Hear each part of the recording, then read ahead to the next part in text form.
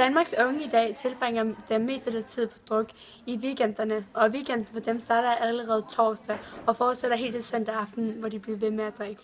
Selv i julen vælger de unge at tage på deres familier, deres venner, deres næreste, og så tage ud i byen med deres venner og folk, de ikke kender, og fejre deres jul der, og igen på druk med alkohol.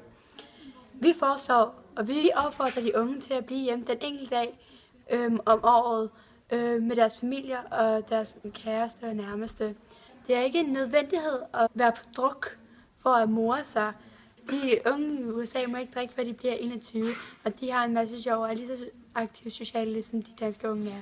De fleste unge er kun sociale, når de er fulde. De tør at snakke med alle andre mennesker og være lidt mere rundt omkring hos personer, de ikke kender. Lige så snart de ikke har alkohol i blodet eller sprut i kroppen, bliver de generede og arrogante.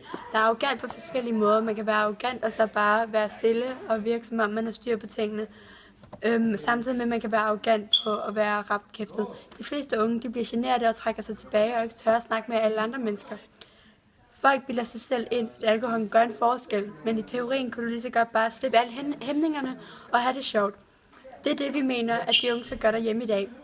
De unge skal blive hjemme, lære deres familie at kende mere, i stedet for at blive en svingdørsfamilie, hvor de kun mødes en gang imellem, når de alle sammen passerer hinanden.